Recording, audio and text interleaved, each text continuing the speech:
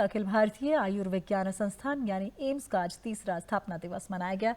इस अवसर पर केंद्रीय स्वास्थ्य मंत्री जगत प्रकाश नड्डा मुख्य अतिथि के तौर पर कार्यक्रम में शामिल हुए। इस अवसर पर राज्यसभा सांसद हर्ष महाजन, नेता प्रतिपक्ष जयराम ठाकुर, भाजपा सांसद अनुराग ठाकुर और प्रदेश स्वास्थ्य मंत्री कर्नल धनीराम शांडिल मौजूद रहे। स्थापना दिवस के अवसर पर संस्थान को मुख्य अतिथि जेपी नड्डा ने शुभकामनाएं दी और कहा कि बिलासपुर एम्स के निर्माण और इसके संचालन में भागीदार बनना उनके लिए गर्व की बात है। उन्होंने कहा कि 3 साल में कोरोना की चुनौतियों के बीच बने इस संस्थान ने प्रधानमंत्री नरेंद्र मोदी के राष्ट्रीय नेतृत्व में बेहतरीन प्रगति की है। उन्होंने एम्स में 5 करोड़ रुपए की लागत से इंडोर स्टेडियम बनाने की बात कही। साथ ही इस क्षेत्र में केंद्रीय विद्यालय बनाने का भी भरोसा दिलाया। मैं अपने आप को सौभाग्यशाली मानता हूं कि 13 एम्स प्रधानमंत्री मोदी जी के नेतृत्व में मुझे देश को बनाने का मौका मिला है। 13 एम्स और आज 23 एम्स बन करके तैयार हुए हैं। आज सीटी स्कैनर, पेट CT, SPECT CT, linear accelerator, cath lab, endoscopy suites, bronchoscopy suites, ये सब ऑपरेशनल है within a short span of 3 years। जबकि मैंने पत्रकारों से भी कहा था कि कम से कम 10 साल लगते हैं। पर मैं आप सबको बधाई देना चाहता हूं कि आप लोगों ने बहुत मेहनत करके 3 साल में इस इंस्टीट्यूट को एक आशा की किरण बनाया है। इसके लिए मैं आपको बहुत बहुत बधाई देता हूं। कार्यक्रम के दौरान भाजपा सांसद अनुराग ठाकुर ने भी एम्स संस्थान के निर्माण में केंद्रीय मंत्री जगत प्रकाश नड्डा के योगदान को अतुलनीय बताया और कहा कि प्रधानमंत्री नरेंद्र मोदी के नेतृत्व में आज देश में एम्स की संख्या 7 से बढ़कर 23 हुई है और हर क्षेत्र में अभूतपूर्व प्रगति हुई है। भारत में मात्र 380 मेडिकल कॉलेज थे, आज वो बढ़कर 780 मेडिकल कॉलेज हो गए हैं। हमारे यहाँ पर 51,348 MBBS की सीटें थी, वो आज 1,15,900 सीट्स हो गई। पोस्ट ग्रेजुएशन की सीटें 31,185 थी, जो बढ़कर 74,350 पार कर गई हैं।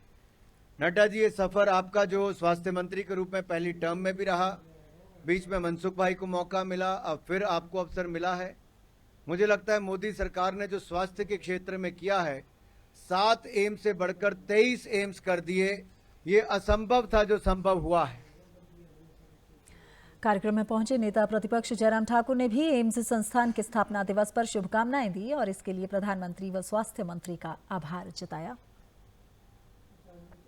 इस all India medical institute Bilaspur की शुरुआत होते हमने देखी और आज एक मुकाम पर ये खड़ा है और जिसमें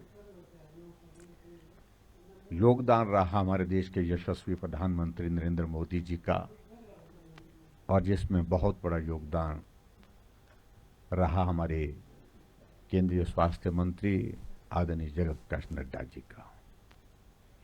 राज्यसभा सांसद हर्ष महाजन ने भी इस कार्यक्रम में एम्स संस्थान को हिमाचल के लिए गर्व का विषय बताया और कहा कि इस संस्थान का बनना पूरे हिमाचल के लिए गौरव का विषय है। एम्स जैसा इंस्टीट्यूशन हिमाचल में हो, मेरे ख्याल में बहुत बड़ी देन है हिमाचल के लिए।